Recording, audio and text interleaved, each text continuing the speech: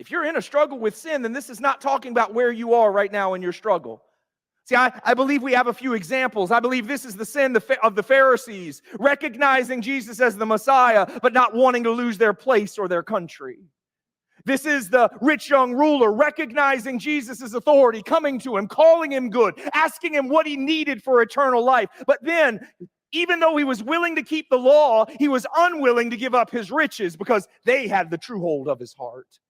This is the sin of King Agrippa, who, after Paul's testimony, was almost persuaded, but would not yield to Jesus' lordship because maybe he'd have to give up his own position of authority. See, I think that this is the difference between knowing and believing. It's having a form of godliness but denying the power. It's thinking we can be saved without being surrendered. It's the rejection of 2 Corinthians 5:15, that Jesus died for all so that those who would live no longer for themselves, but for him who died and was raised. I believe what we see here, this deliberate sin, it's the stubbornness of unbelief. It's the sin of those who are religious and rebellious at the same time. This is the sin of those who can easily point out the speck in others, but completely ignore the log in their own eye. This is the sin of those who can talk about how others just don't get it. But the truth is, we haven't yielded to it, whatever it may be.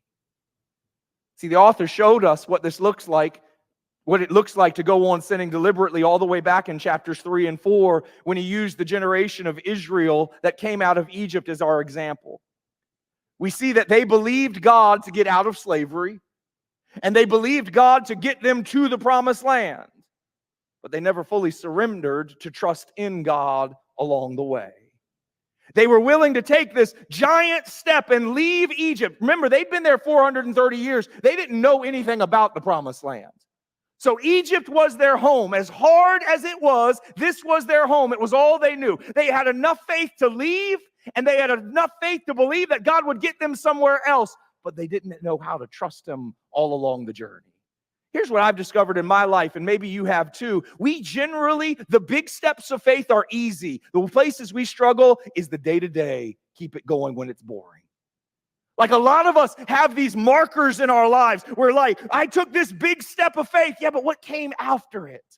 But what did those next days look like? What did the years look like after that? Do you have a story of faithfulness, or do you have a few moments of faithfulness?